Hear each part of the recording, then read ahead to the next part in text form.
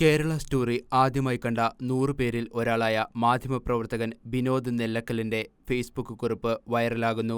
Facebook പോസ്റ്റിലേക്ക് കേരളത്തിലെ ആദ്യ പ്രിവ്യൂ ഷോ നടന്ന ഇന്നലെ കേരള സ്റ്റോറി കാണാൻ യാദൃച്ഛികമായി ഒരവസരം കിട്ടി. ഈ സിനിമ ആദ്യമായി കണ്ട കേരളത്തിലെ 100 പേരിൽ ഒരാളാണ് ഞാൻ. ഇതുവരെ ഉയർന്ന ആരോപണങ്ങളിലും ആക്ഷേപങ്ങളിലും യാതൊരു കഴമ്പുമില്ല എന്ന് വ്യക്തമായി. മുഖ്യധാര മാധ്യമങ്ങളടക്കം ചർച്ച ചെയ്തതും സ്ഥിരീകരിക്കപ്പെട്ടിട്ടുള്ളതുമായ ചില സംഭവങ്ങൾ മാത്രമാണ് സിനിമയിൽ പരാമർശിച്ചിട്ടുള്ളത്. IS തീവ്രവാദമാണ് വിഷയം. കേരളത്തിൽ നിന്ന് മതം മാറി അഫ്ഗാനിലെത്തി ഇപ്പോഴും അവിടെ ജയിലിൽ കഴിയുന്ന ഒരു സ്ത്രീയുടെ കഥയാണ് സിനിമയുടെ ത്രെഡ്.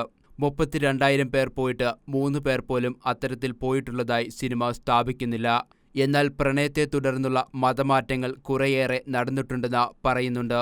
മുഖ്യധാര മുസ്ലിം സമൂഹം ഇക്കാര്യത്തിൽ പ്രതിയാണെന്നും പറയുന്നില്ല. IS തീവ്രവാദത്തെ മുഖംമൂടികളില്ലാതെ സിനിമയിൽ അവതരിപ്പിക്കുന്നു.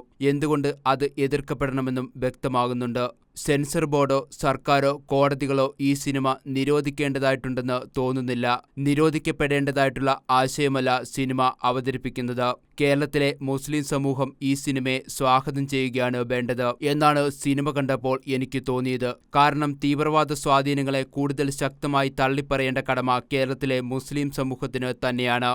എങ്കിലേ അനാവശ്യമായി പടർന്നിട്ടുള്ള ആശങ്കകളുടെയും ആശയക്കുഴപ്പങ്ങളുടെയും പുകമഞ്ഞിന് ശമനമാകൂ. IS പോലുള്ള ഭീകര സംഘടനകൾ ഒരു യാഥാർത്ഥ്യം തന്നെയാണ്.